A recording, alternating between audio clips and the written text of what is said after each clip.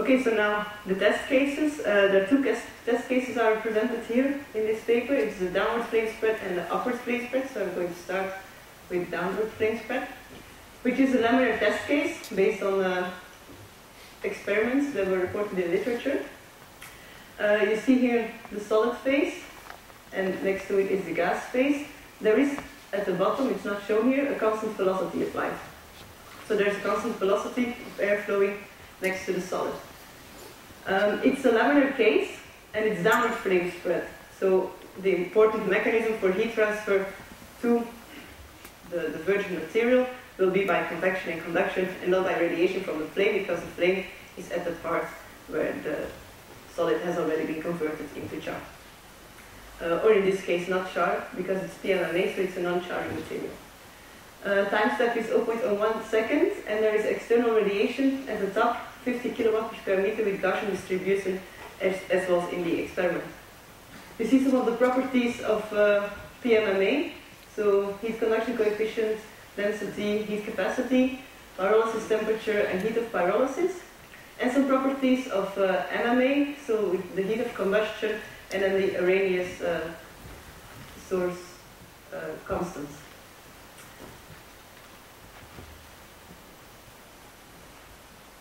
Okay, so this is a movie, I hope it works.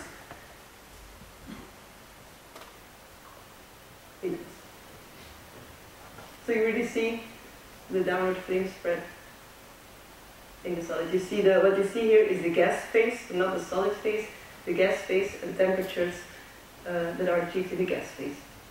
So temperatures ranging from 300 Kelvin to 1500 Kelvin, and the white is when temperatures are even higher. So what you see is that really the flame spreads downward as it should be. You can see here some images again. So this is at time 5.6 seconds, very high temperatures. This is the ignition of the flame. And then the flame goes steadily downwards. So it's very realistic simulation with the downward flame spread as it's supposed to be. There were some modifications, so a very small parameter study just to see what the effect was. So the velocity, the inlet velocity, was changed from 0.3 meter per second to 0.7, and the initial temperature was made higher. And what you see is that when the velocity, the inlet velocity of the air going up, is higher, that you have a longer delay until the ignition takes place. If the initial temperature is higher, then the delay will be shorter, so ignition will take place sooner, which are physical effects. This is how it should be. If your initial temperature is higher, then you should get faster ignition. So what we see here, in fact, is that the trends, the realistic trends, the physical trends are well predicted. If we change a parameter, then the simulation acts in the correct way. However, quantitative results are not correct yet. They require further grid refinement to predict quantitative results. But here we see already that the coupling works for the downward flame spread and that we achieve some realistic results. Now also upward flame spread was studied, in this case a charring material, so the model is capable of handling charring materials as well. This is a turbulent test case. We need the turbulent mixing of the volatiles with air to predict the flame, and from the flame go the radiation into the solid. External radiation was applied at the bottom. You see here some properties of the white pine that was used. Some properties are for the virgin material and other for the char material. Properties of the volatiles were treated as propane, just as a first simulation case. The contours of char fraction are presented here. The blue one is virgin material and the red one is char. And it starts, of course, with virgin material. At 50 seconds, you see here at the bottom a piece where there is some char in the material. So this is still correct. But then at 100 seconds, you see that this small part here has increased a little. But then suddenly, here, much higher, there's a piece of char. This is strange. We would have expected to grow just from bottom to top. That's not the case. What you can also see is that here, from here to there, it enlarges a little, but then it stays more or less the same. So in fact, there are no more volatiles released anymore, and the process extinguishes. As there are no more volatile releases, the flame will extinguish. So this is not very physical. You can also see it in contours of temperature. So this is the gas phase. here is a small increase in temperature, and then suddenly there it goes on with a very high temperature here. So it means that the position of the flame's leading edge is predicted wrongly. It's not correct. Another test case was performed, and see I'm running out of time here.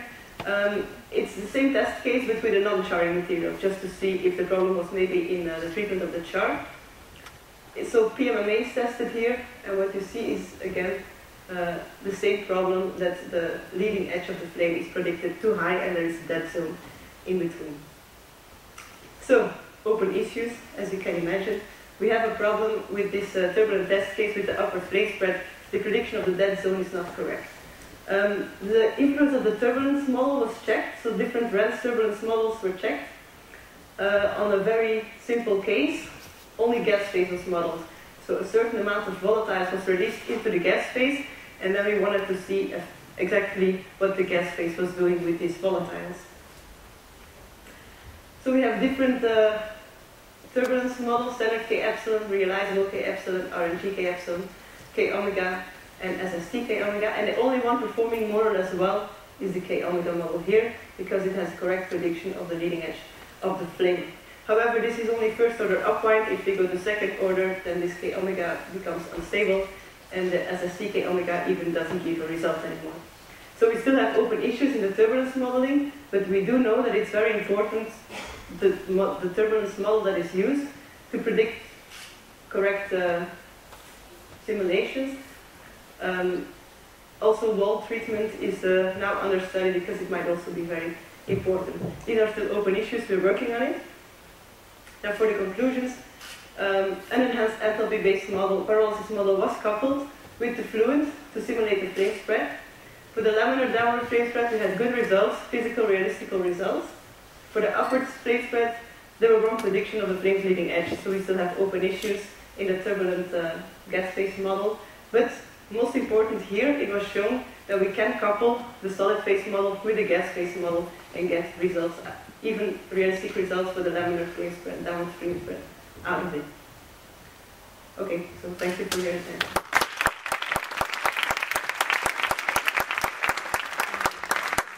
Any question, please?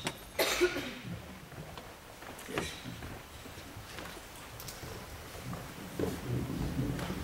Thank you very much. Douglas Drysdale, University of Edinburgh. A couple of questions. Mm-hmm. The first is, why did you choose propane as your model for the volatiles from wood? Because the heated combustion of the volatiles from wood is very much less than the heated combustion of propane. And the second one, which is related in a way, how did you define your leading edge of the flame for upward propagation? Okay, so for the first question, I'm not exactly sure why propane was chosen. I said it's not really my research. I do believe I heard something about changing the heat of combustion of the propane volatiles, but I'm not sure. Anyway, what's clear from this presentation is that that is not really the problem, because if we try to model PMMA and use the MMA volatiles, we have the same problem. So that's not really the issue. I don't know why they use propane. I should have to check. Now for the second question, the leading edge of the flame, I believe, was defined where the temperature reached 1000 Kelvin in the gas phase. In the gas phase? Yeah, I think so. I think that's more or less their prediction of leading edge. I'm not sure. It's not the temperature of the surface of the material? No, I don't think so. It might be better, actually, to try to link it to the surface temperature, as if you relate that to the pilot ignition temperature, which for PMMA is about 300, maybe 350. I think that would be a better judge of leading edge. Maybe. Well, what we've seen is from this dead zone, where there was still a virgin material, that the pyrolysis temperature was not even reached at the side of the solid. So I believe that the leading edge would still be predicted too high in simulations. Thank you. Any another question, please? Is there triple flame in that region?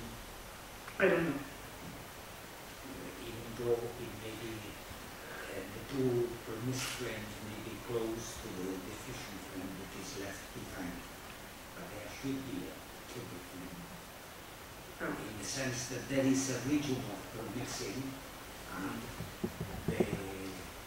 But the distance between the lower part and the higher part is too large. It's really not realistic simulation here.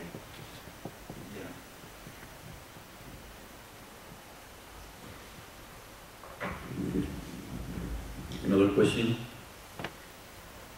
No questions? Well, thank you very much.